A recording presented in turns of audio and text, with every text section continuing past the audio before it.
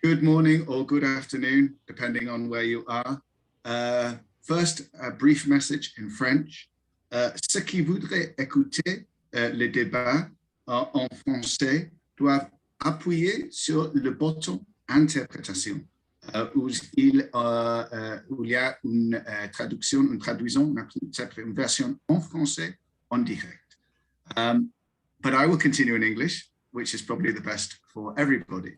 It's a pleasure to welcome you today to a debate on Haiti, which, as you know, has experienced some months of tremendously serious turmoil on various different planes. My name is Ivan Briscoe. I'm the Program Director for Latin America and the Caribbean of the International Crisis Group. And we have recently published a short piece on Haiti, and we remain deeply worried by the events in that country. Across Latin America, we have seen, and the Caribbean, we have seen some serious turmoil and turbulence, especially during the pandemic, with political and social crises in a number of countries. But none of them are quite as bad and quite as distressing as what has occurred in recent months in Haiti. It's not just the scale of the threats which Haiti and the Haitian people have faced, which obviously include the assassination of the President Moïse in July, earthquake and tropical storms in August, an ongoing, very serious crime wave, which culminated over the weekend, as many of you will know, with the kidnapping of 17 Canadian and US missionaries, 5 of them children. But it's the fact that all of these different events and trends and problems seem to be worsening at the same time. Any one on its own would be an immense challenge for a nation to face. All of them together would seem to represent an almost impossible challenge, which Haiti finds itself before. There is a great veil of uncertainty over the future of the country in a number of ways. And I very much hope that our illustrious guest today will help us to understand a little bit better why and how Haiti, with the support from abroad, may be able to pull itself out of the situation it finds itself in. We don't quite know what the political formation of the next government or the evolution of the current interim government will be like. We don't know what the results, the final results of the investigation into Moïse's assassination will be. We don't know the scale, the dimensions of international support for the country. And we certainly don't know what will happen with the deportations of Haitians to Haiti and how that might affect the circumstances. And we certainly don't fully understand, or we don't, but some of our panelists might, what will be happening in the gangs and the criminal organizations operating in the country. We're honored to have guests from Haiti and working in the United States, but with a long time interest in the country on the panel today. Some of the most respected voices and analysts on Haiti are present, and we look forward to the conversation in the hope that we might have some better understanding of how to plot a way out of the current situation. On that note, I'm handing over to my Deputy Director, who will be moderating the conversation today, Renata Segura. Renata, thank you. Thanks, Ivan, very much, and thank you and welcome everybody to today's very important conversation on the Haitian crisis. Just to give you a little bit of a sense of how the event is going to go, we have around an hour and a half for a conversation. Our panelists are going to present each for 8 to 10 minutes, and then hopefully we'll have at least half an hour for question and answers. If you're joining us by Zoom, you will see a Q&A window in the bottom of the screen, and you can type your questions there. You can type them as the presenters are speaking or wait at the end, and I will be keeping an eye on that and reverting them to the panel at the end of the formal presentations. So before I turn to my very distinguished guests today, let me just briefly present them for the audience. I'm going to present them in the order in which they will be speaking. First will come Leslie Voltaire, who is a member of the coordination of the monitoring office of the Montana Political Agreement between civil society and political actors. He's an architect and urban planner by trainer, and he has had many positions in Haiti, including Minister of Education and Sports, Chief of Staff to President Aristide, Advisor to President Preval, Minister for the Haitians living abroad, and Special Envoy to the United Nations in 2009. Leslie was a candidate for the presidency in 2010, and he has been incredibly active during the recent crisis. We're very grateful for his participation today. We also have William O'Neill, who goes normally by Bill, who's a lawyer specializing in humanitarian, human rights, and refugee law. Bill has worked on Haiti for many decades, where he led the legal department of the UN OAS mission. He has also worked with the UN in Kosovo and Rwanda. He has worked on judicial, police, and prison reform in Burundi, Liberia, Sierra Leone, South Sudan, Timor-Leste, Tunisia, Nepal, and Bosnia and Herzegovina. I had the pleasure to work with Bill at the Conflict Prevention and Peace Forum at the Social Research Council, and Bill has been very generously advising ICG on our work on Haiti in the recent months. We then have Monique Clesca, who is a member of the Civil Society Commission to find a Haitian solution to the crisis, and also a member of the Haiti think tank. Monique has worked for over 25 years on issues such as high-level political dialogue, human rights, youth and women programming, development, and crisis communication and writing. She was the representative of the United Nations Population Fund in Niger in 2012. She's a well-recognized analyst, and her writing has appeared in major Haitian and international newspapers. Thank you, Monique, for joining us today. We then have Jacqueline Charles, who is the correspondent of the Miami Herald with responsibility for Haiti and the English-speaking Caribbean. Jacqueline is a Pulitzer Prize finalist and Emmy Award-winning journalist who has written extensively about US immigration issues and the impact of the Haitian community.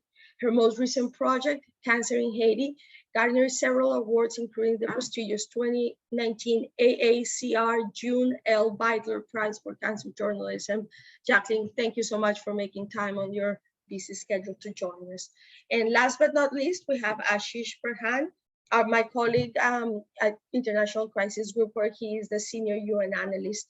Ashish joined ICG, the New York team, in September of 2015, and together with our chief of policy, he represents the organization at the United Nations. He is the responsible person for crisis group engagement with the UN Secretariat, Security Council members, and other member states, and his work primarily focuses on African and Asian crisis. He had previously worked for ICG in the Asia program in his native Nepal, but has been following very closely the UN debate on Haiti, and we think he has very important contributions to this conversation. So without further ado, let me turn to the panel. Leslie, you have 10 minutes. If you're approaching that mark, I'll start waving at you, please. You're muted, hey, Leslie.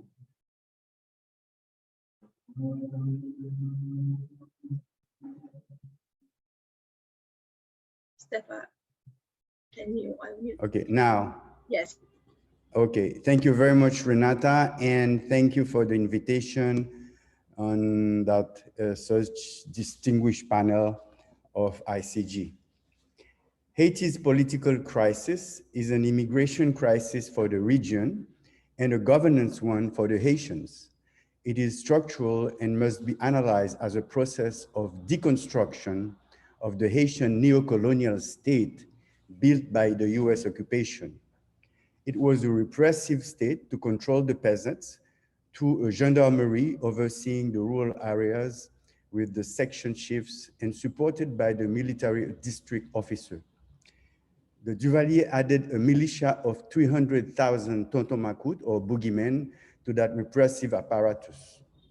From 1804 to 1986, the majority of the population had been terrorized by dictators, autocrats, governing for a small educated Black and mulatto elite who concentrated the economic power. At the turn of the 20th century, the Syro-Lebanese arrived and gradually became part of that elite. During the US occupation, the US government and the investors did a spatial division of production. They created sugarcane plantations and mills in Cuba and the Dominican Republic and organized the migration of Haitian labor to these plantations. This is why we have 500,000 of Haitian descendants in Cuba and 1 million in the Dominican Republic. Between 1962 and 1968, François Duvalier opened the gates of the first migration for Haitian intellectuals and technicians to Africa and Canada. When he died, the US supported his son Jean-Claude as the new president for life and promoted Haiti as the Taiwan of the Caribbean. Investments were made in the industrial park in Port-au-Prince, which attracted workers from the countryside. But Duvalier's son, Baby Doc, repressive policies could not contain the waves of protest and could not provide for the needs of the population. And around the 80s, a free press and several strikes and protest movement, followed by government repression, incited the peasants, the political activists, the middle class to emigrate to the Bahamas, Miami, New York, Montreal, the French overseas departments. And last but not least, the third wave during those last 10 years went to Chile, Brazil, and again in the US and the DR. Approximately 2 to 3 million Haitians live abroad. Maybe half of them do so illegally. According to the World Bank, more than 64% of Haitians live in cities, and more than 80% of all the Haitian university graduates, intellectual, professional, artists live abroad. The absence of that middle class and the accelerated urbanization, meaning massive arrival of peasants to the unprepared city structure, is a big obstacle to economic development and the practice of democracy. There is no buffer between the haves and the have-nots. The newcomers have deforested their mountainous land and have sold it to come to the city. They squatters land not suited for housing and created immense slums, called it ghettos by them, and uncontrollable by the small police force. Once organized into neighborhood watch groups, now they have become gang-controlled territory for kidnappings, smuggling of arms, ammunition, and drugs. From 86 to 21, the repressive police and predator state have reached their expiration date. During that period, the donor countries' strategy was to bypass the state and to finance PVOs and NGOs, depleting the government of its professional cadres and technicians. The weakening of the state public administration, the brain drain, and some measures of structural adjustments ruined the agricultural sector even further and accelerated the urbanization process and the dependency on the US and the DR for migrations. In the 1990s, Jean-Bertrand Aristide election gave hope to the majority of the population that change had arrived, but his government was crushed 7 months later by the military supported by the US government, which established a paramilitary gang called FRAP to repress the popular movement. 3 years later, Aristide was reestablished in power. In 2004, the US intervened again, ousting Aristide for 7 years to South Africa. Meanwhile, the UN deployed a military force of deterrence in all the regions of Haiti to stabilize the country. Under the MINUSTAH, President Préval and Martelly were able to complete their mandates. How did we get to the Jovenel murder? Blatant US interference into Haiti's 2010-2011 general elections is the major cause of the current political crisis. Totally unprepared and inexperienced individuals, Martelly and Lamotte, with questionable morals and ethics, were placed at the helms of Haiti. To make up for their lack of experience and the absence of a legislative base, the new political leaders made various deals with legislative leaders. Corruption and the use of gangs to strengthen Martelly's as a ruling political party was brought back into the political arena and reached new summits. Legislative leaders brought their respective gangs on board, and Martelly built his own power base of gangs.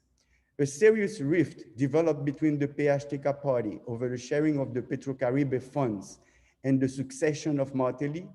When Martelly pulled Jovenel Moïse out of political obscurity to make him his successor as president, tensions reached a climax. With the support of the majority of Haiti's businessmen, Jovenel Moïse pulled the first round victory in 2016. He tried to assert himself as the man in charge, but ran into much resistance. As the petro funds quickly dried up and the program itself was terminated, new sources of income was to be identified. A power struggle began to control the energy sector, the oil import business, the ports and the borders, the customs. President Moïse ran high budget deficits to cover his irrational public policies and finance some social programs that helped enrich him and a few of his cronies. Since 2018, the majority of the population went in opposition to the Moïse government. Severe strikes paralyzed the cities and the countryside. Long non-violent marches and protests, always repressed by the police, characterized the 3 final years of Moïse. The gangs were financed by the state to counter that growing opposition. The UN and the core group gave its support to the Confederation of Gangs, called G9. The battle for Moïse's succession caused a lot of rifts within the ruling group, and Moïse did not let anyone guess who would get his political blessing and support. Martelly is a contender, Lamotte is a contender, and rumors of a Martin Moïse candidacy surfaced from time to time. His political opponents criticized his total control and destructions of all the institutions, symbolizing that left of Haiti's shaking democracy. With a totally collapsed economy, state, parliament suspended, a dysfunctional Supreme Court, president ruling by decree, and coronavirus, President Moïse just decided to establish a national intelligence agency, essentially taking powers and legitimate authorities away from Haiti National Police and giving it illegitimate authorities for surveillance and arrest. During his final years in power, Jovenel Moïse attacked various sectors, the corrupt oligarchs, as he loved to call them, without naming anyone. At the same time, he made some bold moves towards setting up a strong personal economic base. His last move was the trip to Turkey and the signing of undisclosed agreements with that country. Since 2020, the political parties have been meeting to reach an agreement to replace Moïse on the 7th of February 2021. At that time, a group of civil society initiated a citizen movement to put pressure for change and contacted the political parties and all the organized sectors of the population. After his brutal assassination, there was a void of legitimate power. The transition began on the day of the murder. First phase was Claude Joseph, the acting prime minister. A tweet of the United Nations Bureau dismissed him a week later. Second phase is Ariel Henry with the Moïse government. Third phase could be Ariel Henry with a coalition of parties, or maybe another formula with a president and a national rescue government. Now, can the political elites agree on a plan to resolve the crisis? I think that economic, political, social, and intellectual elites are doomed to find a compromise between them to get the country out of the global crisis they are living. It is in this sense that we understand the approach of the Montana Agreement between civil society and the political and popular organizations. Unfortunately, the dominant actors in the international or at the local economic level, for their own interests, further continue to manipulate some local political and private sectors to stand up against this national compromise. But the crisis will not be resolved if we don't find a common interest, a common ground with the international community and mainly the US and the DR. In the first half of the 21st century, our common objective is to fix the Haitians in Haiti. This can necessitate a new deal or even a new Marshall Plan for Haiti, a plan that will mitigate the climatic changes, and promote nearshoring manufacturing facilities, a plan that will include the best brands of the Haitian diaspora.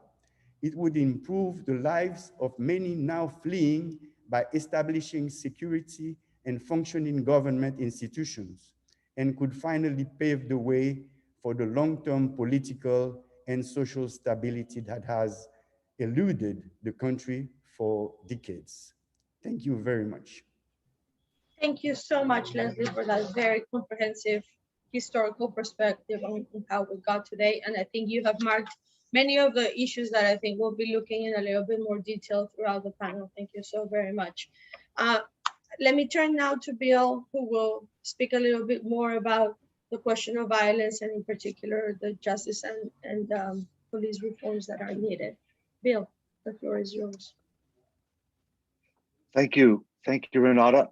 And thank you, Leslie, also for getting us off to such a good start with that overview. And I'm going to be picking up some of the themes you've just mentioned. First, the three main ideas I want to get out there, and I want to get them out now in case I run out of time. So the first point is talking about the gangs and violence and insecurity. I see this issue really reflecting one of the points Leslie just made. It's a manifestation really of a struggle between those who want to build a new Haitian state and those who want to preserve the old system that Leslie described that was built a long time ago.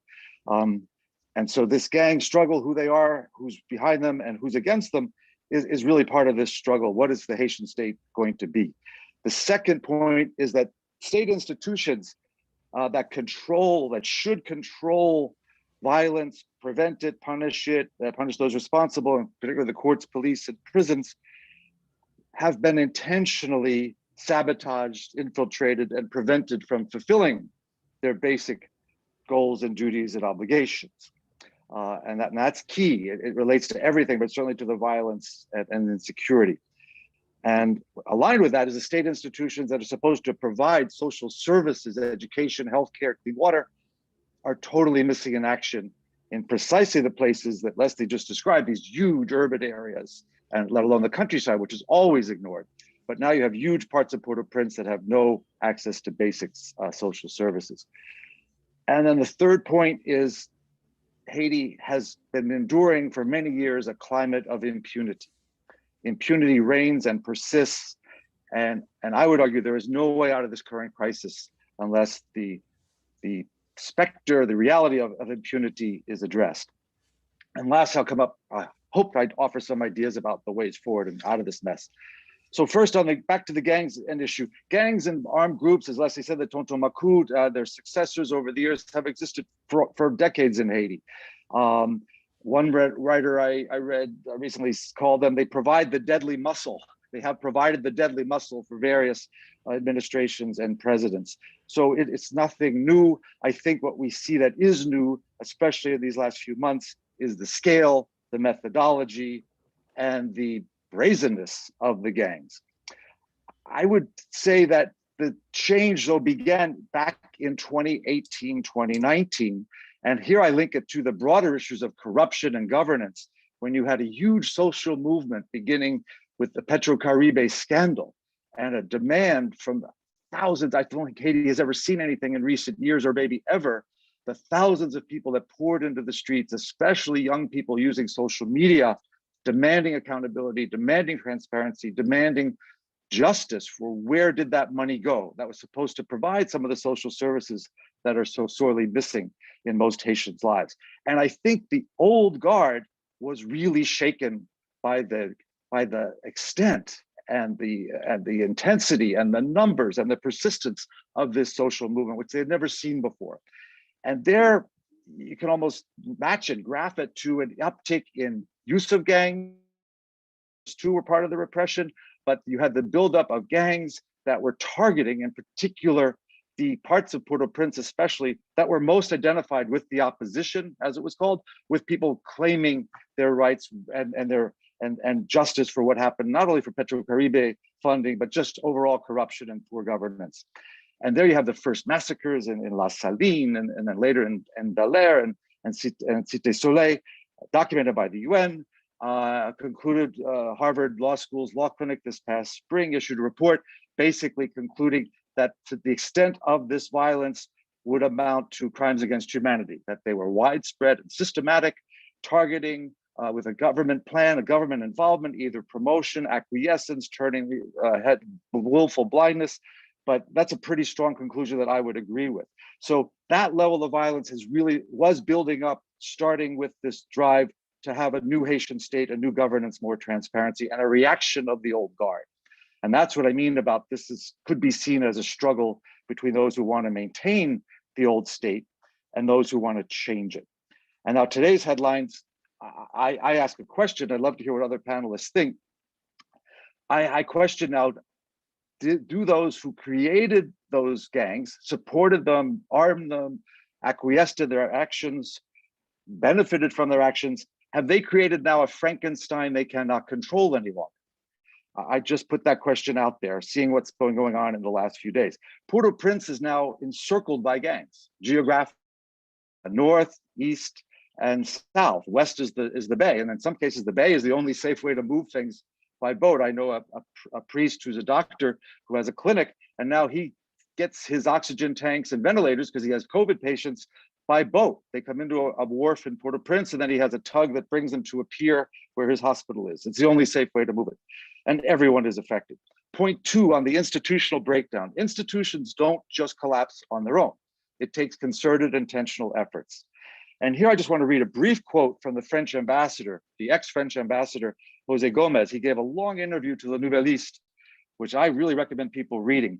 But in that interview, he says, this is the French ambassador now saying, my view of the situation is that the Haitian state has been infiltrated by businessmen, by mafia groups, who siphon off large amounts from public finances, who hijack massive amounts of Haiti's public funds, who oppose advances in democratic governance, who oppose democratic control over the use of public resources. I believe as long as this problem is not resolved, Haiti will not be able to advance.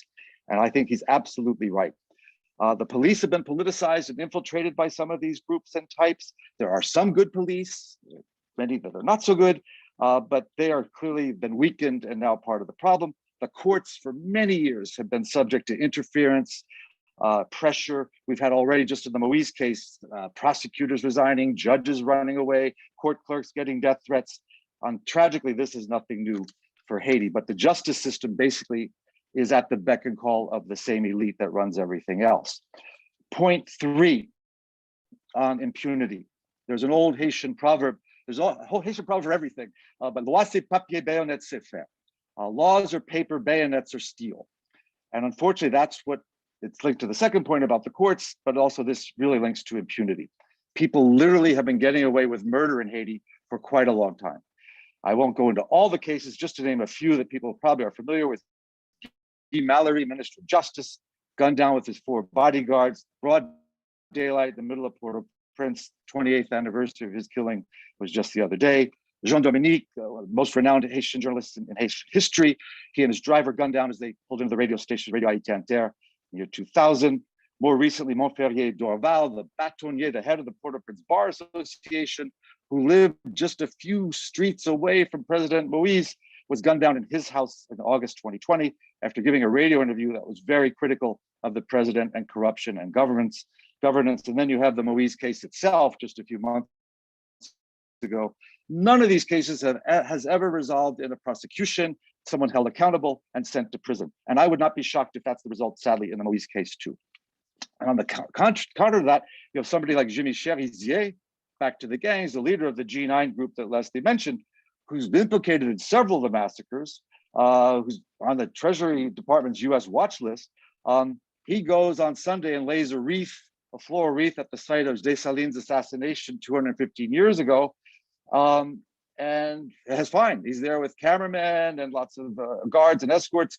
And the acting prime minister himself, who tried to lay a wreath at that same site, was chased away by the gangs. And there's my Frankenstein point again. What have we got here? So quickly now to finish, what to do. I have a few points I'd like to make. Ambassador Foote and the Montana Accord itself have some good ideas I'm going to poach right now or just repeat. One is vet carefully a group, 500, 600 police, who would be trained and equipped to do anti-gang work, to do investigations, arrests, and really know what they're doing. They would need support from intelligence, have good intelligence and all the support they would need, but that's somewhere to start with the police. They're not all beyond saving. You would need special prosecutors, who, again, specially trained. You could have fast track cases, all with due process and fair trials, but so that these cases just don't languish and never go anywhere. And then you would have to have humane prisons to keep them in. And that would be for the gang leaders, the guys who really are profiting the most from this and who are responsible. For the gang members, most of these are poor young men. I'm not excusing what they're doing, but they have no prospects, no future, no jobs. And so it's quite easy to recruit them. And that's what's been happening. And these are the groups that, again, have been just left behind by the state, ignored and just not helped at all. So a couple of ideas. One, Viva Rio, which is a fantastic Brazilian NGO that has lots of experience in the favelas in Rio and also has done a lot of work in Haiti, has in the past had some very good programs diverting. They don't try to destroy or dismantle the gangs, but they divert a lot of the members with really good programs, job training, literacy, computers, sports, arts, very effective programs in Bel Air and Martissan and other places that need it the most to give these young people a future or some hope. The other initiative, which would be more governmental, is the 1987 Constitution provides for a civilian service corps.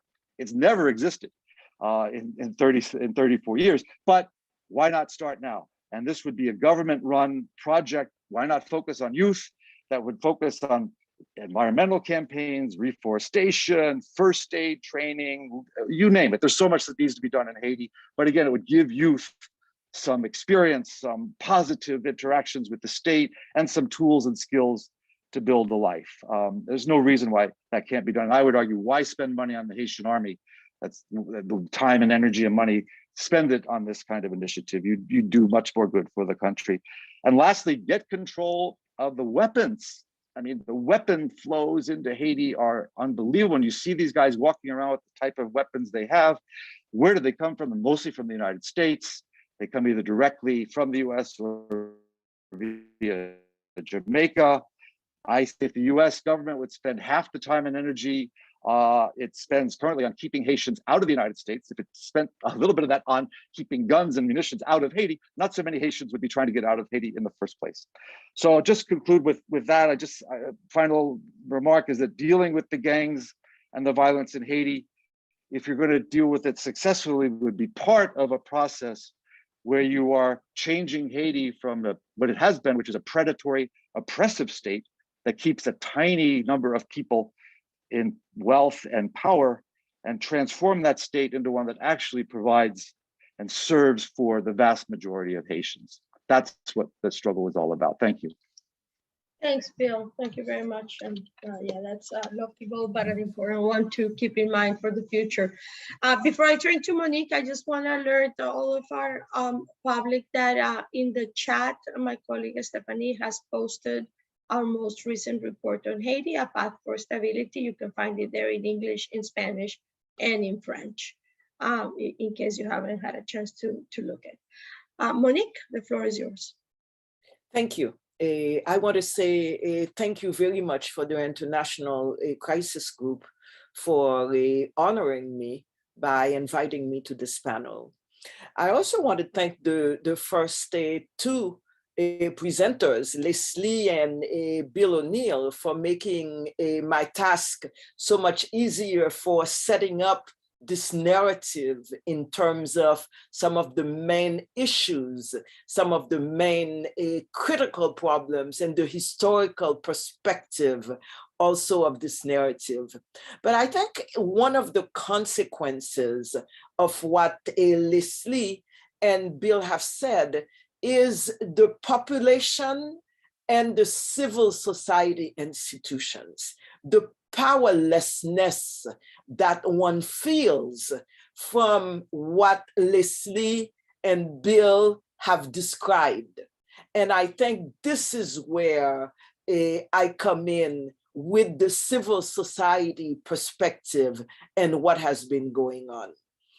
A little bit has been mentioned in terms of the anti-corruption movement, but the idea is how to go from the powerlessness of the civil society that was felt to the empowerment and really becoming a force to be reckoned with a policy agenda. So this is where I will intervene.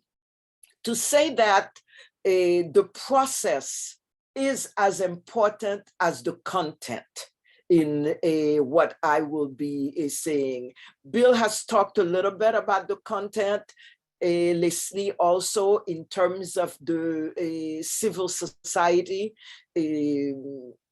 commission for a Haitian-led solution to the crisis. I believe that in January, there was a huge forum, a civil society, various civil society organizations that got together and said, we are tired of complaining, because although complaining is also something that is important to do, but we really want to take action. We no longer want to be spectators to what is going on. We want to be actors. We want to be right there in the movement, to be influencing what is going on, the solutions to Haiti. And they put together then this civil society commission. And it was important because the mandate that they gave us is actually somewhat different than the mandate that we understood. And we decided to put Haitian-led Solution Haitienne in our name. And it is not by accident.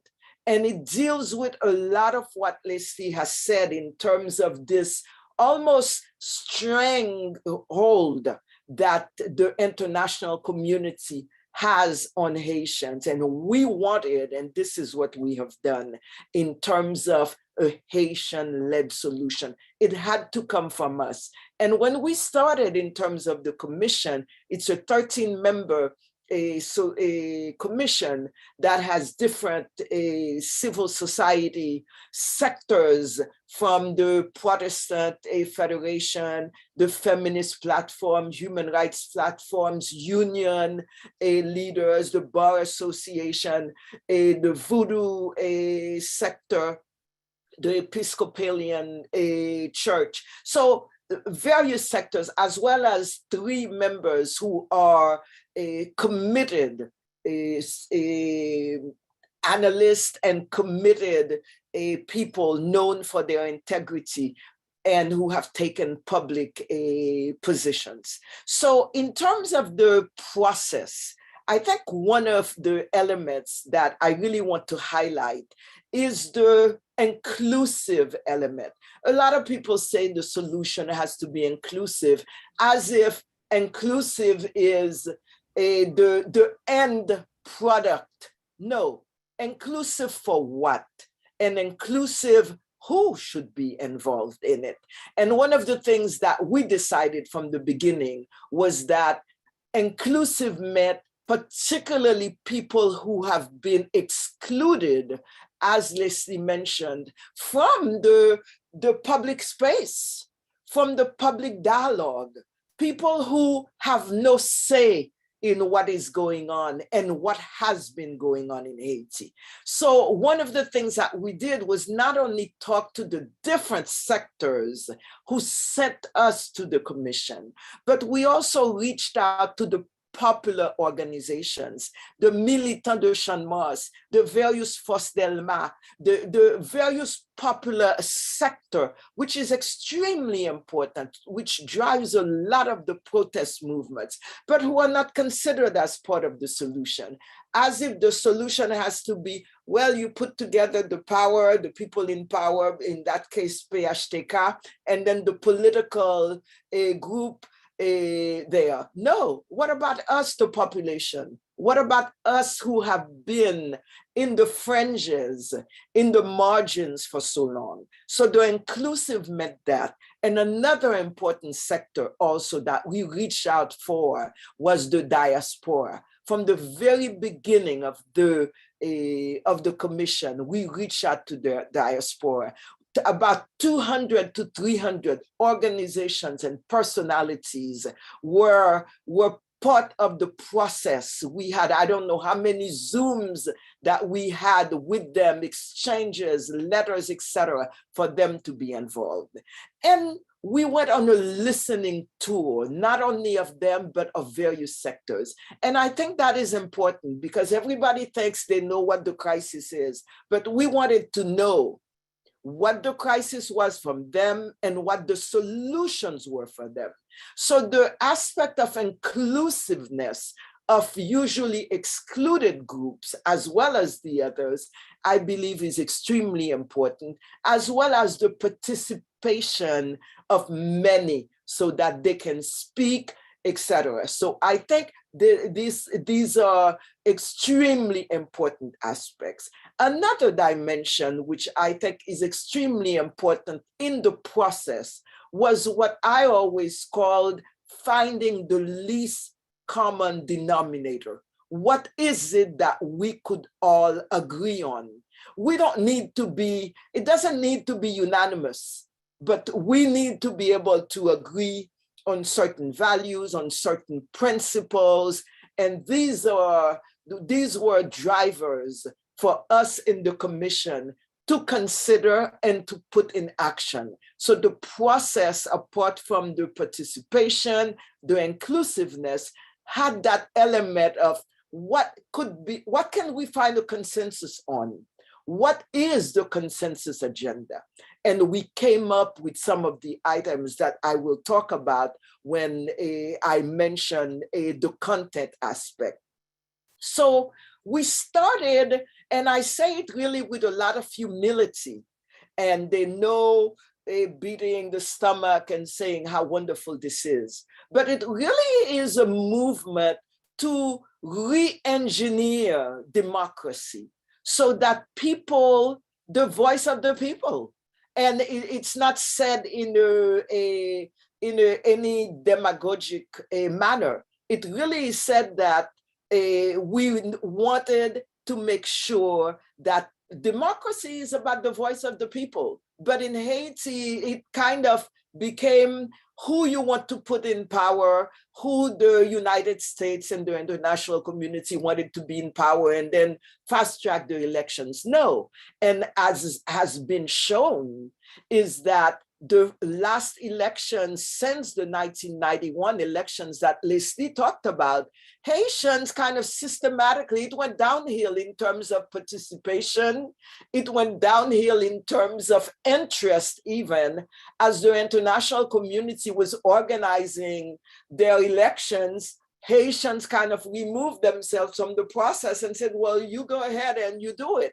And so as soon as the people are in power, they're contested because the voices were not the voices of the people. You had a slim majority, sometimes in the case of Jovenel Moïse, less than 1/4 of the 1/5, even 18% of the electorate. So this re-engineering of the democracy, the rebuilding trust, is one of the really key critical things that happen in the process of the commission actually getting then to an agreement. So that movement is something that is important. And another aspect before I get to the content, we actually told the international community who reached out to us practically days after we started working, no, we're not interested in talking to you. Not now. We want to talk to Haitians, because the idea was to put us in a way perhaps under control or tell us what our agenda needed to be. And it was an important thing to say that. And we spent about 2 months talking to Haitians, talking to ourselves to find out what we wanted to talk. Then, yes, we talked to the international community, we listened to them, we reached out to them, but I think that was an important element.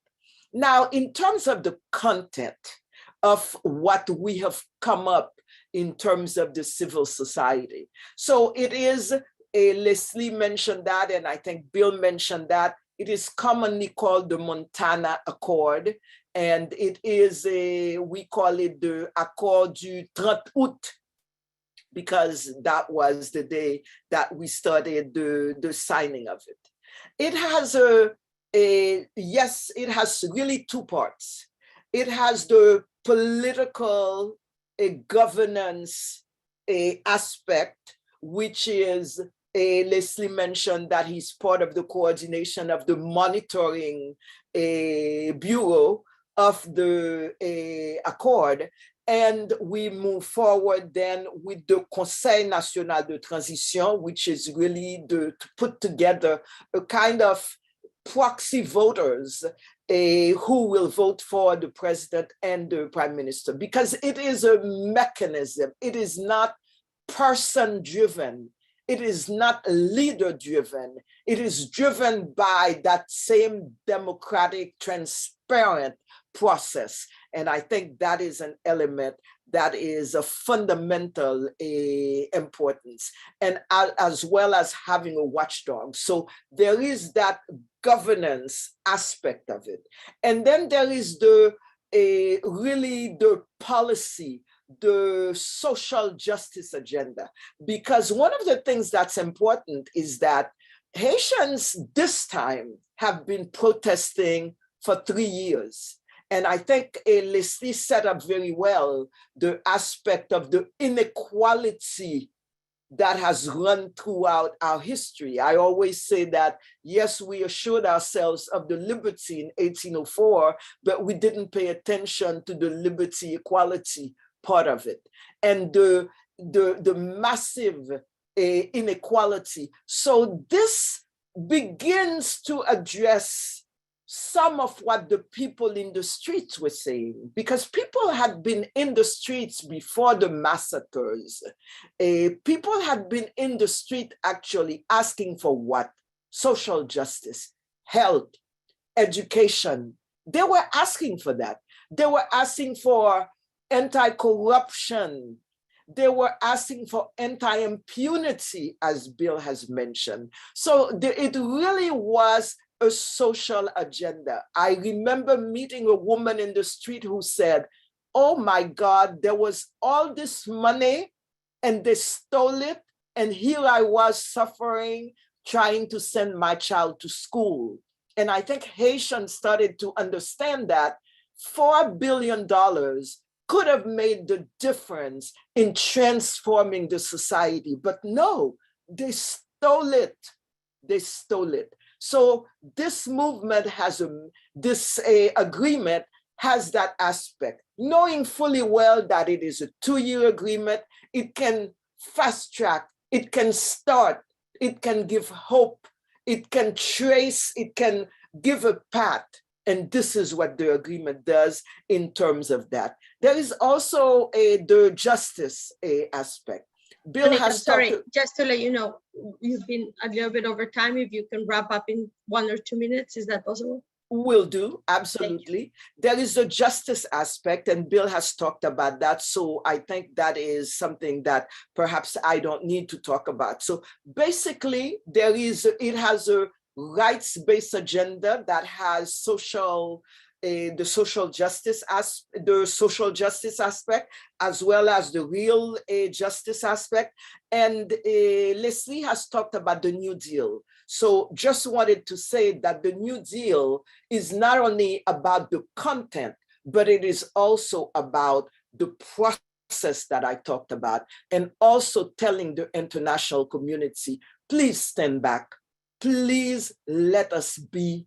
Please let us define our path, find our way. What we need from you is your solidarity. We do not need your meddling. We want to do this, and we can do this. This is the New Deal that we are talking about, a new relationship with ourselves and a new relationship with our institutions, a new relationship with our government that will be our government and not the government of the international community, and a new relationship with the international community, be it bilateral or multinational.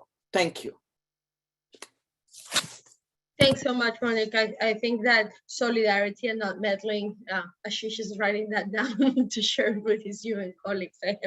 I am sure, but a very concrete and interesting way of putting it. Okay, Jacqueline, the floor is yours.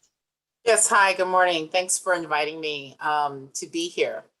Johnny McCullough, who for years headed one of the more recognized and powerful Haitian rights group, this morning tweeted something, and I just want to read it to get us started because it builds on what Monique said. And he tweeted, major international media discovers Haiti in 2021, just like Columbus did in 1492. Meanwhile, Haitians have been campaigning against lawlessness like forever. What do you think the Petrocaribe protests were all about? And I think you can say that not just about most of the international media, with the exception of the Miami Herald, where I work, but you can also say that too about the current, U.S. administration. I'm thinking back to earlier this year, shortly after President Biden took office, my colleague Nora Gomez-Torres, who covers Cuban U.S. policy, we wrote a story about, what the Biden administration faces in terms of Latin American policy, but we highlighted Haiti because at the time there were protests, there were pushback against then President Jovenel Moïse and the various decrees that he was passing while ruling by decree in order to strengthen his power under the presidency. There was the whole issue of the Constitution, the new Constitution that he was pushing for outside of the laws of the current Constitution, according to most Haitians, a vast majority of Haitian scholars. And yet there was a silence on the part of the US and other administrations. Even if they were talking to the president privately, the problem is nobody was hearing this publicly. And what we were hearing publicly was this push for elections now. Today, the Biden administration, has already faced various crises, as we warned them was going to happen with Haiti. There's been an electoral crisis with no parliament or locally elected officials, an assassinated president, a devastating earthquake and deadly storm, a surge of Haitian migrants at the US southern border, and now the taking of American hostages. Let me just say that, it's interesting with this, this kidnapping that involves, 16 Americans and one Canadian. First of all, these are not the first Americans to be kidnapped this year or foreigners. There have been at least 25 before this. This, I think, has brought the attention because of the large group. This is the first time we're hearing about a large group, but Haitians, hundreds of Haitians have been subjected to kidnappings for quite some time now. And in many of those cases, they have been, Haitian Americans. But because Haiti is now once again in the headlines, you have an administration that's now faced with a question in terms of what do you do? What are the options that are available for a country that's just 700 miles off the coast of Florida, where U.S. policy towards Haiti has always been about, a migration crisis in terms of keeping Haitians out. Well, today we saw that migration crisis showed up at the southern border of the United States, which nobody should have been surprised by. Leslie talked about in terms of Haitians who have been migrating to Latin America, but in 2016, when we had the first Haitian migration crisis at the U.S. southern border, and with that, we saw the Obama administration at the time removed a 6-year moratorium on deportations to Haiti. People seem to forget that. But that crisis, ironically enough, came after the 2010 earthquake, which was supposed to be a moment of change. We had the heavy involvement of the US at the time in terms of, where a new industrial park was going to be. In terms of the elections that took place both in 2010 and 2015. So one has to ask yourself, with all of this involvement, particularly by the US, how did we get to where, to where we are? And of course, we can spend time debating that. But I think the Biden administration today has to figure out what its Haiti policy is going to be. The criticism that has come out of the international community from some of their various partners, including the Dominican Republic, is that it's been ambiguous. It's not clear. When you hear from the State Department, you hear one thing. You talk to the White House, it's something else. I'm thinking back to when Daniel Foote, before he resigned his post as U.S. Special Envoy, I was actually moderating a discussion on Haiti that FIU had. And, he was talking about, training and anti-gang units to address the whole issue of corruption and how this country cannot go to elections without dealing with the security problem. That same day, Karine Jean-Pierre, as deputy spokesperson, is having a press conference in Washington with journalists about Haiti, and the focus was about elections. So right there, I'm hearing two different messages. Even now today, the U.S. says, they put the whole issue about elections on the back end of the sentence when conditions apply. But you can't help but wonder, my money is like on January, where we'll probably start seeing this renewed call for elections. You have the commission that is calling for a transition. You have others who are still sort of saying we're in a transition or we need to be in a transition. But I have not yet heard the United States basically take a position in terms of whether or not they will support a transition or think that Haiti can sustain a 2-year transition. Their position in the past is that Haiti's not Belgium and it cannot sustain 2 years without a government. But how do you go to elections when you have, the lawlessness that you have today? You have gangs basically controlling everything, preventing, the prime minister from even laying a wreath of flowers. How do you convince people who increasingly don't believe in democracy or this version of it that's been handed to Haiti, that they should go and that there's power, in their votes? So I think that all of those are things that the Biden administration is going to have to deal with, but specifically the security issue. And if they think they're just sort of throwing money at a police force that the U.S. has spent more than $300 million on in the past 10 years, that's all suddenly going to solve the problem, then it's not, because this is a police force that was not even able to protect its own president from being assassinated. When President Jovenel Moïse was killed on the 7th of July, his security forces were there in his yard. They were not away. So imagine for just the average citizen that's there. You have a force today that is also demoralized. They're underpaid. They have issues of corruption. Where is the motivation for them to now go take on the gangs, much less are they trained to do so? So, I think the first step for them is going to figure out what they want in terms of Haiti and how they're going to assist Haiti and how are they going to address the need for institutions. And that's one of the things in the conversations that we're not hearing in terms of this is a country where the institutions have completely collapsed, and when we look at, countries around the region that have gone through difficult times and crises, one of the things that they've had is the ability to lean on their institutions, regardless of who is sitting, in the presidential palace. And today they are non-existent in Haiti. I think for the diaspora, they themselves are finding themselves at a crossroads, right? You had a diaspora that was heavily involved in Haiti for years, especially during the years of the Aristide administration. They were dreams of returning and retiring in Haiti. They were buying land. They were looking to have businesses. And then the earthquake happened. And then after the earthquake, there was an election. And what I saw with that election, as somebody who covers this community and sits in Miami, which has the largest, Haitian diaspora, in the US, is that people were removing themselves, disengaging. They started to sort of give up hope of Haiti, of returning to Haiti, of a life in Haiti. And we started to see that in the US reflected in increasing number of Haitian Americans, not just here, but in New York, New Jersey, running for office and winning. People being much more concerned about whether or not, their water bill was justifiable or whether they had sidewalks in their communities as opposed to what was happening in Haiti. And that was really a reflection of I think, US policy at the time and towards, in the elections and what happened there. Recently, with the migration crisis on the border, what we've started to see and we heard, and I find it to be sort of very telling, is that the outrage came more out of the diaspora than it came from within Haiti, in terms of the US treatment of Haitians at the border, the return, the repatriations, of Haitians. And I think it's a reflection of something else. Haiti's middle class is in its diaspora. It's not, it's not in the country. And the people who are financing these journeys or helping these journeys are people who are, in the diaspora. I think that there is still work to be done in terms of the diaspora and engagement. The diaspora is just divided as Haitians are in Haiti. There are hundreds and hundreds of diaspora groups. You also have jockeying for position there. I haven't fully seen an attempt to truly try and organize themselves.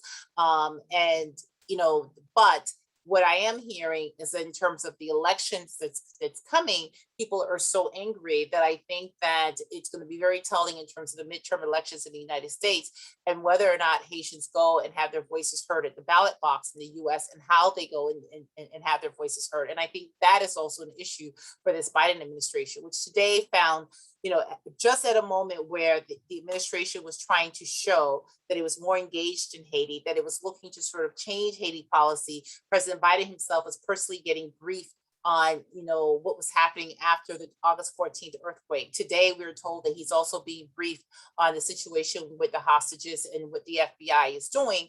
But then he got this migration crisis that slams at him. So you have this domestic issue affects foreign policy. And even today, in terms of the security in Haiti and what do you do, it's being guided by the domestic issues in the United States. So they've got a tall order, but I think the first and foremost is they have to decide, the US has to decide what it wants its policy to be and how it then is going to go about in carrying that policy. Thank you so much, Jacqueline. I think that's a very, this is the perfect bridge for us to speak about, obviously, the role that the UN has had and should have in the coming months in Haiti, considering the long history of that organization's presence. Ashish. Thank you, Renata, and thanks, everyone.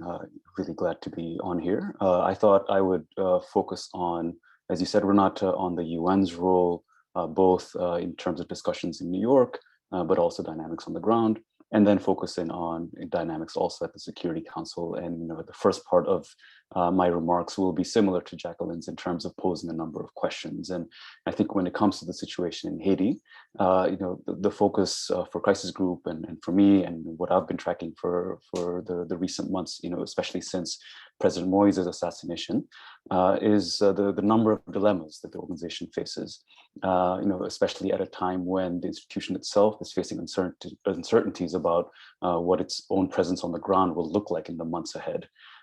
There have been understandable difficulties that the UN has faced in grappling with the multiple crises, both political, security, and humanitarian crises on the ground.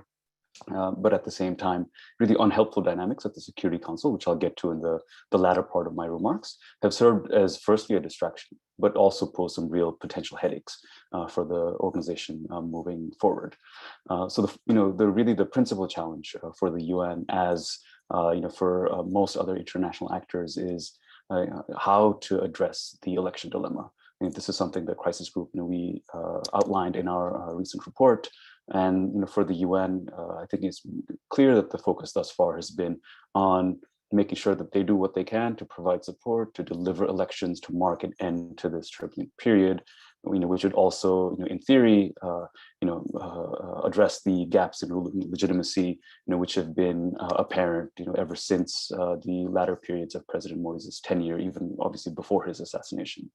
But there are a number of questions that this raises. I think one of those questions is, how does the UN account for the important role of civil society and the Commission for a Haitian Solution have played, in recent months? Obviously, in addition to the voices within the official leadership of the country, including Prime Minister Henry, how does the UN address, for example, the outcomes of the inclusive process that Monique outlined, so thoroughly, which are really geared towards rebuilding trust and trying to find a different path than what's been tried before. And I can certainly give you a little bit of insight in terms of some of our internal discussions at Crisis Group, including with several of you on the screen, about how to, we as an organization try to find ways that we can recommend a different route from the various methods that have been tried before. And certainly, I think there's an argument to be made that this sort of inclusive bottom-up process that's come out with a sort of comprehensive list of demands and a certain pathway forward, at the very least warrants listening to. But then how much of that does the UN take on board? How does the UN grapple with these sorts of engagements from non-governmental actors, versus governmental actors. And I think that's been a delicate balance that the UN still is trying to sort of figure out. And so far, understandably, the UN has been cautious to not get overly involved, not being seen as taken sides. And this is a wise decision, I think, for the most part, because as Monique again stated very clearly, there is a desire, among Haitian actors, including within civil society, to really drive this process forward and not be seen as having conditions and outcomes imposed on them. So while the UN wants to support, it also is conscious of not getting too involved, but at the same time, it will have to deal with the fallout in some shape or form on the ground. And for example, if we have a situation in the months ahead where other international actors bilaterally, from their national positions, for example, do decide to back outcomes that are seen as going against the desires of Haitian civil society actors. How does the UN grapple with that? Will the UN have to, face part of the brunt of the backlash that might emerge from that? I think, those are the sorts of conversations that, will be important to see, how the organization sort of deals with. And, from crisis groups' view, this election dilemma and, how not just the UN, but other broader international actors, position themselves around that. To us is clear. Our view organizationally, as we again outlined in our report, is that both the elections and this contentious constitutional referendum, these processes should not be the immediate priority. It really should be about, focus should be on addressing the challenges, all of the challenges that all of the esteemed speakers that went before me have already outlined, which then brings to the core, I think, one of the most pertinent but also tricky questions. How does the UN balance this focus on end date versus end state?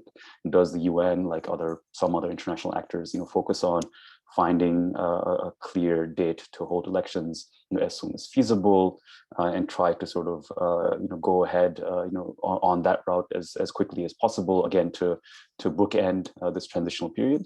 Or does it try to focus on creating as much of an appropriate end state, to enable as credible of a poll and a process as possible? Again, we haven't seen those questions completely, answers to those questions from the UN completely articulated as yet, and there's still a bit of time before we get into 2022, and when elections there'll be sort of more of the drumbeat of elections will start to be sound again. But I think how the UN positions itself around those key questions will be important to see. But unfortunately now, sort of switching to the Security Council and sort of the role of the member states in and around the UN, hopefully the remarks I'm about to share will give you a little bit of insight into sometimes how handicapped the international community is on Haiti. This might be anecdotal in a sense, but given all of these big picture questions, the fact that the UN is facing real uncertainties about its future, are a potential problem, as we at Crisis Group have observed for really the past year, but particularly in the past couple of weeks. There's been a lot of pressure on the UN Special Political Mission on the ground, BNU, by some of the more powerful members of the Security Council, who would like the mission to exit the country. Now, this is a relatively small mission, just over 100 staff, $20 million annual budget, which is serving to strengthen political stability, good governance, protect and promote human rights, and also do things like support elections, greater police professionalism, and justice reform, a number of things, for example, that Bill touched on, in terms of important interventions that the international community can focus on. The mission is, because of its limited resources, isn't able to provide the kind of long-term support that Bill underscored, but still, it has, in terms of its toolbox, a number of useful mandated tasks.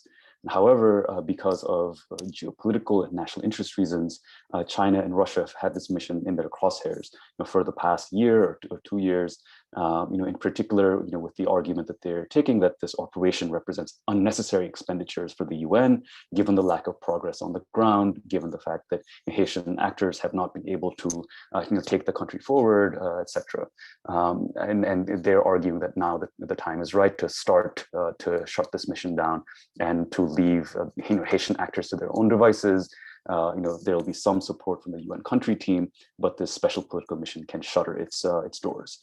This is risky for a number of reasons. Needless to say, both symbolically and materially, withdrawing from the country at a critical juncture, while it's still dealing with this sort of triple political, security, humanitarian crises, would be haphazard, I think, in our view. How can, I think the question that a number of other council members have been asking is, how can the UN, potentially justify, reducing its presence and exiting the country when, there's still so much work to be done. As a result, there was a lot of pushback, just in the last week, in negotiations that only concluded on Friday. So, a lot of this is fresh. But negotiations that concluded on Friday to buy the mission more time. And so what happened was the United States, which leads council discussions on Haiti issues at the Security Council, was able to buy 9 months for the mission so it can continue its work for that period. However, in 6 months' time, the UN Secretariat and the Secretary General will have to deliver a report to the Council, with a sort of a review on how to adjust this mission and its tasks and its mandates to fit the requirements on the ground. Now, what China wants to do with this review process and assessment is use it as, again, the springboard to argue, okay, now is the time to shut this mission down. And as much as part of the argument, publicly stated argument, has been to save the UN's unnecessary expenditures, there's geopolitical reasons behind this as well, because China is really unhappy with Haiti's official ties with Taiwan. And we've seen heightened US-China tensions on Taiwan of late, and this has been strangely one forum where those tensions have had an impact on something completely unrelated, which is the future of Haiti, which has nothing to do with Taiwan. Russia as well, I think from what we've heard from other council members, has been taking positions where it's maybe trying to use this as a forum for pushing some of its adversarial states in the region, and putting some pressure on them, especially Colombia, by pushing on the international investigations into Moïse's assassination. So all of this to say that, these dynamics that, again, have nothing to do with Haiti could pose some real questions and problems to UN officials, staff, and working on the ground, doing whatever they can to support the various reforms and processes that I outlined earlier. Now, what happens in 6 months' time, in 9 months' time, could be divorced from the reality on the ground. And what does that mean for the Security Council and the UN? It could mean yet another really blot in its record. It's something that we at Crisis Group have covered, the inability of the Council to respond to crises, unfortunately. And I think this would be the sort of the latest case where international actors are hamstrung by their inability to provide the kind of interventions in a country like Haiti, facing all these crises, because of a number of either big power tensions or tensions between big powers and smaller powers. So I'll end there, and I'd be happy to go into more about UN priorities, Security Council dynamics in the Q&A, and looking forward to the interactions. Thanks so much, Ashish. Thank you, everybody, for a very interesting conversation. We unfortunately do not have a lot of time for exchange and Q&As, but we do have around 15 minutes, maybe a little bit more if people are willing to stay slightly late. So I invite our audience to type any questions that they might have in the Q&A button, and I will begin with a couple that have already come in. And there is a lot of interest, obviously, in the audience, and as there has been before, about the idea that Bill was putting forward about a special prosecution for guns and how that would work. I would be very interested in hearing from Leslie and Monique how, from the Haitian perspective, this is taken. Is it seen as a good idea, or another way of the international community meddling, given the possibility that it will have to be heavily supported by the international community? And one of our audience members is asking particularly about the way in which the US or other core groups would be able to investigate or document and sanction corrupt political and economic elites to deter the continued fueling of the organized crime, right? Is it enough to just prosecute the gang leaders if we know that the elites are funding these gangs, and they could just find new heads? How to cut that sort of cycle of supporting the gangs that Leslie very well explained is something that has historically occurred in Haiti for many decades. And somebody else is asking, how do you guys feel that racism plays a role in the law, historical meddling, and control-driven interventions by the international community towards Haiti? And how do we put this on the agenda? Do you guys see linkages between the Black Lives Matter movement in the US or the Afro-Caribbean movements in the region? How is this being part of the social movements that are seen in the island? And finally, a question that is perhaps sort of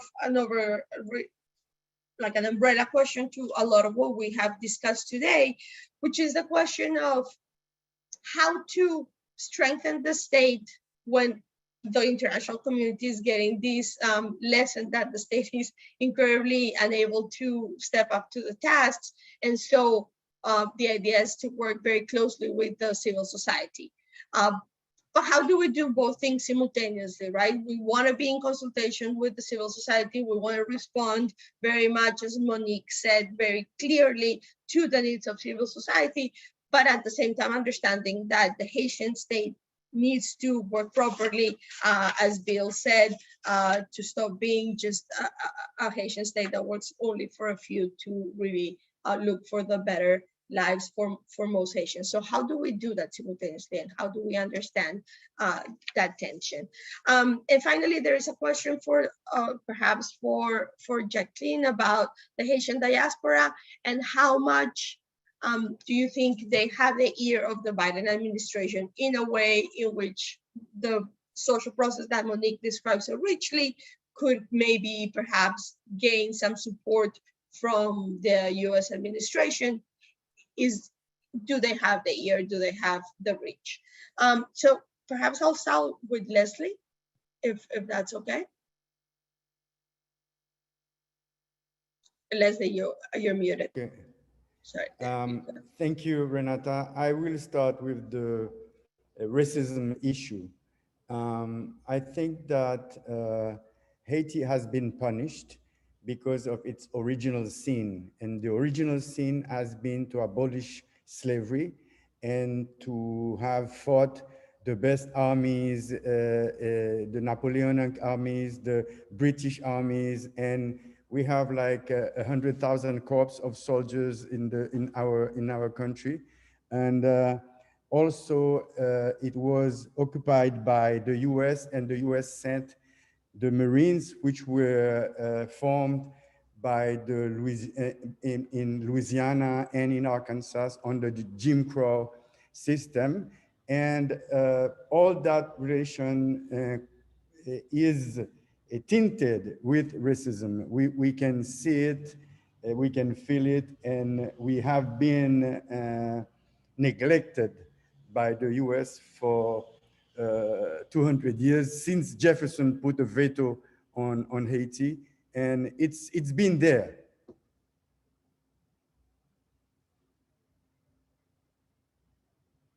Sorry, thank you, Leslie.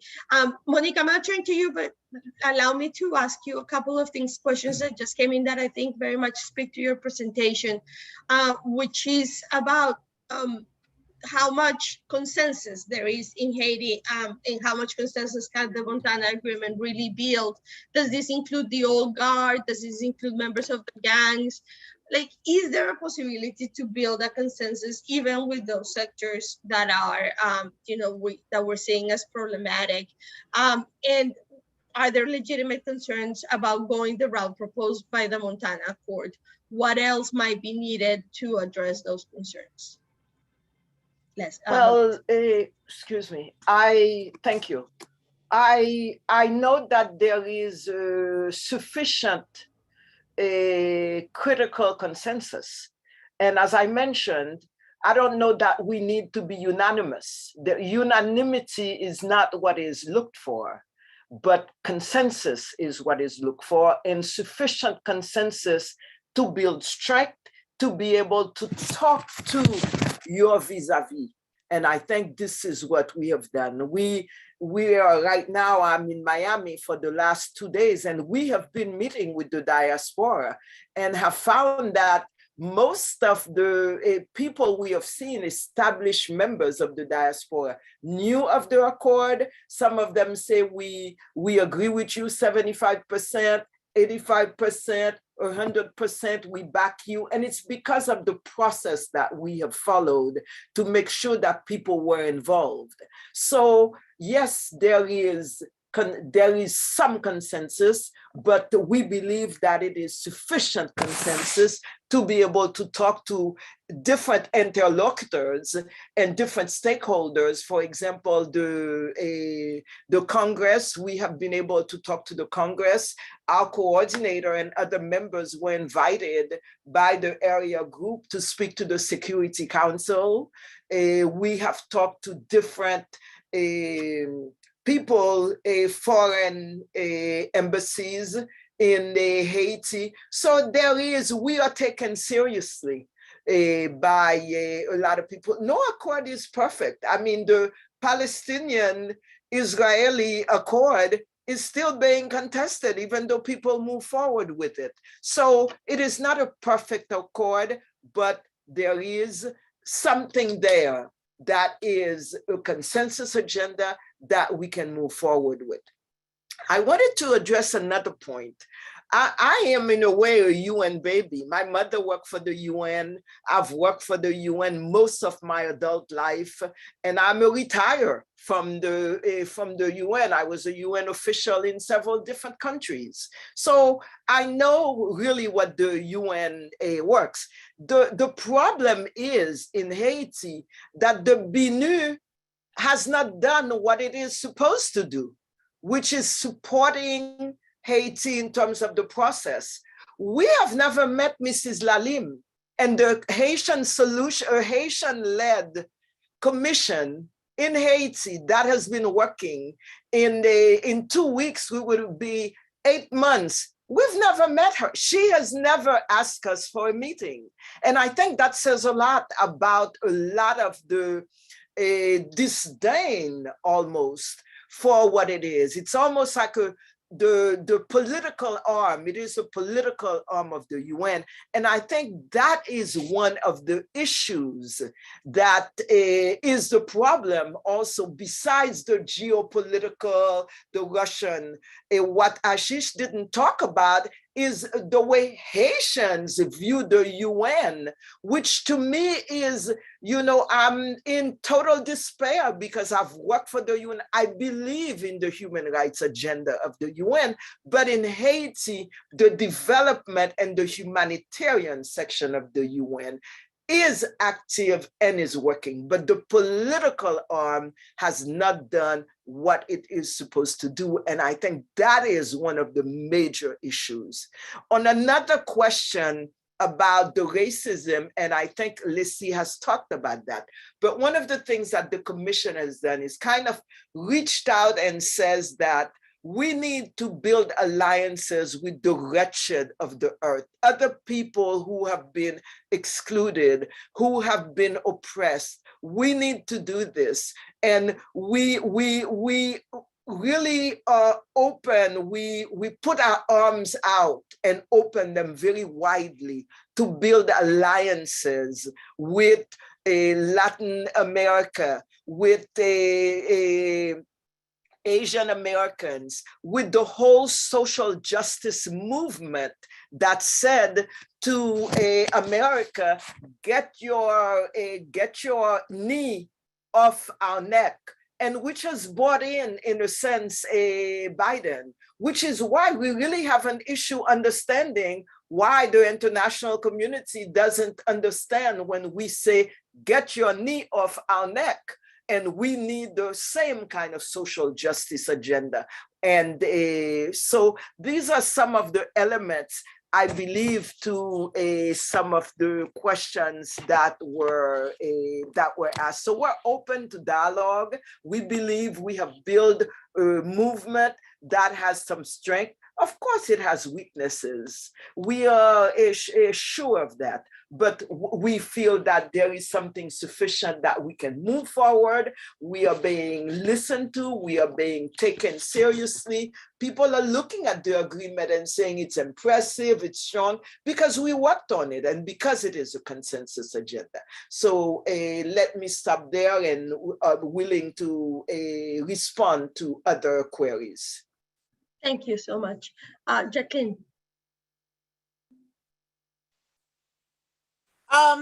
You know, it's an interesting question in terms of whether or not the Haitian diaspora has the ear of the Biden administration.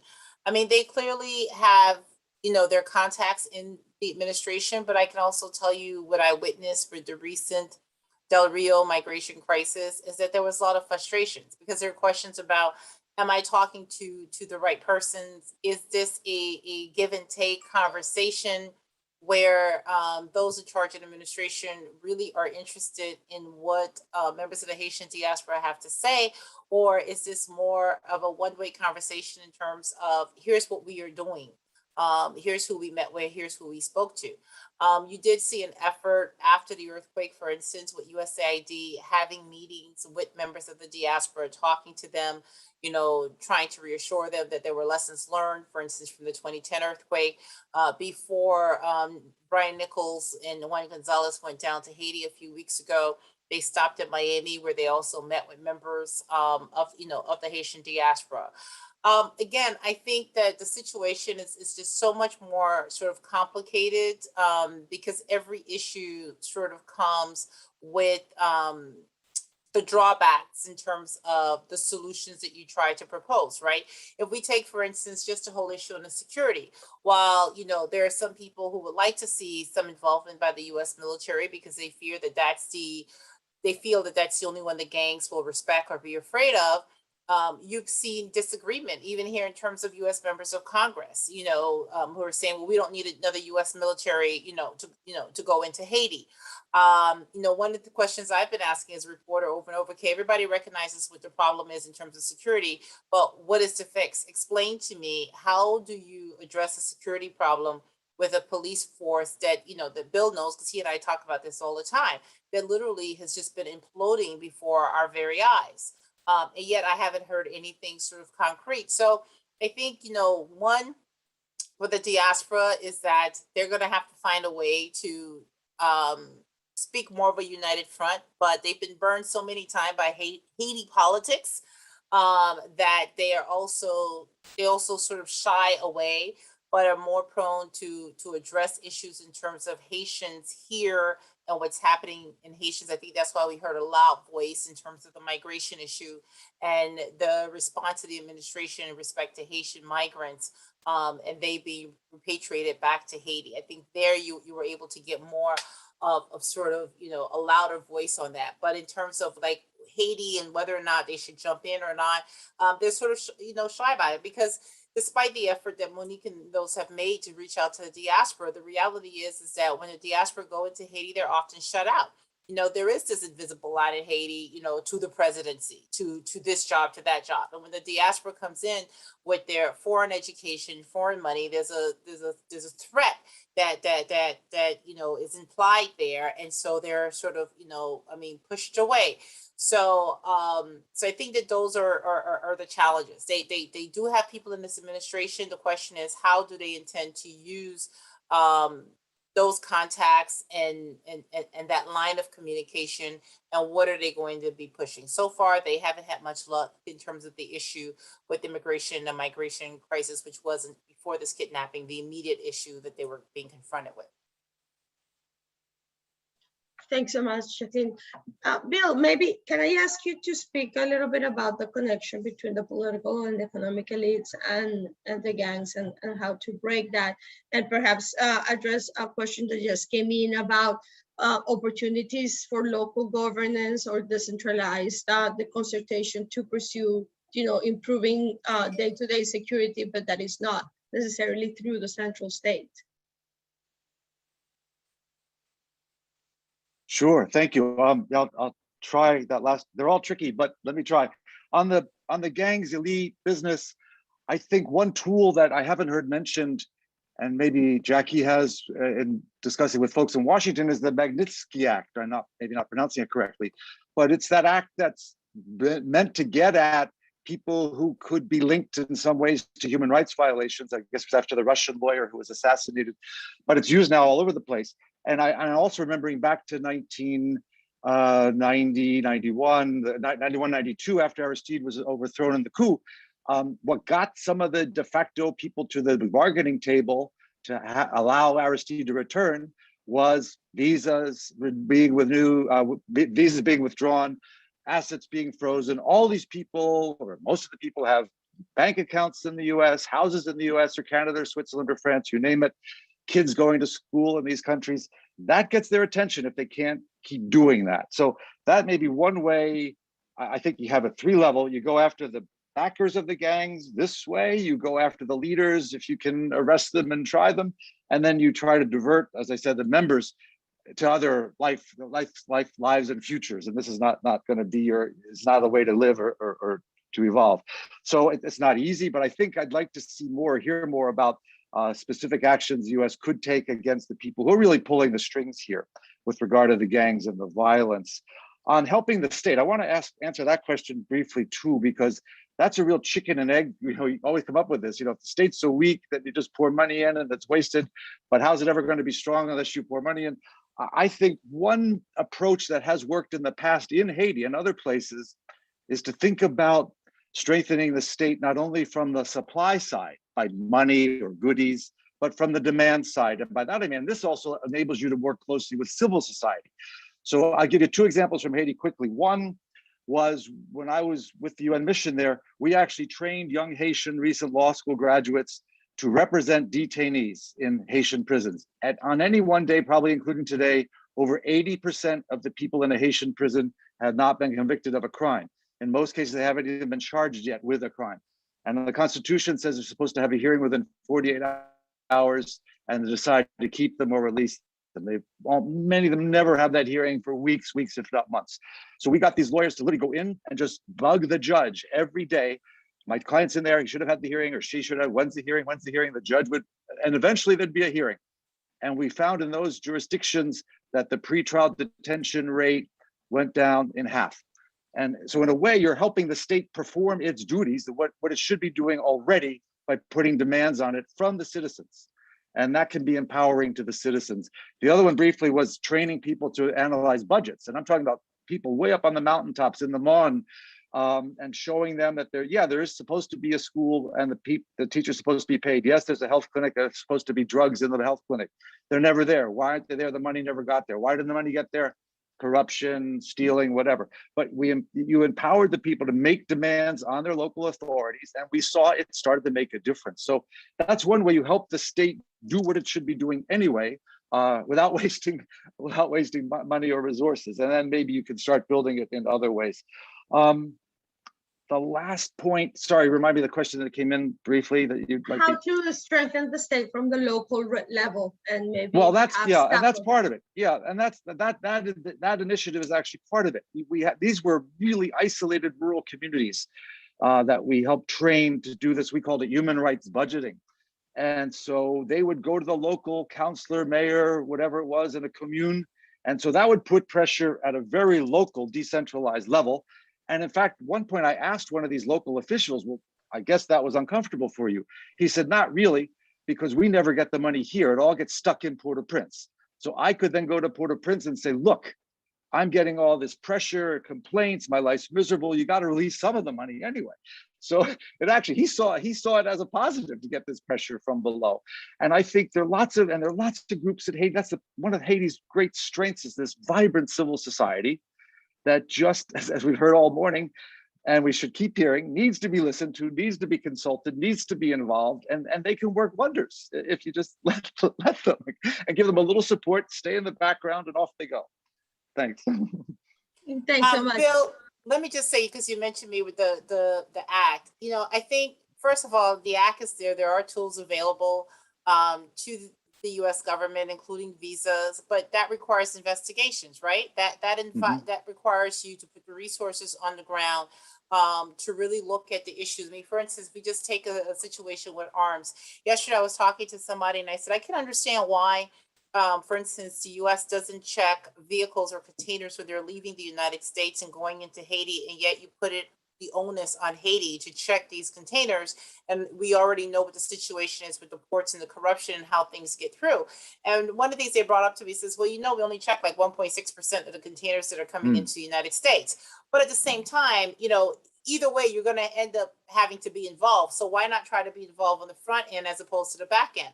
I mean, one of the things I think that has been disappointing is in terms of that, you know, while we provide funding to the Haitian National Police, and we now see the presence of the FBI in this particular hostage situation, the reality is that Haiti just hasn't had consistent, with the exception of the DEA, consistent presence of U.S. law enforcement in the country. In recent months, we've seen HSI has been there.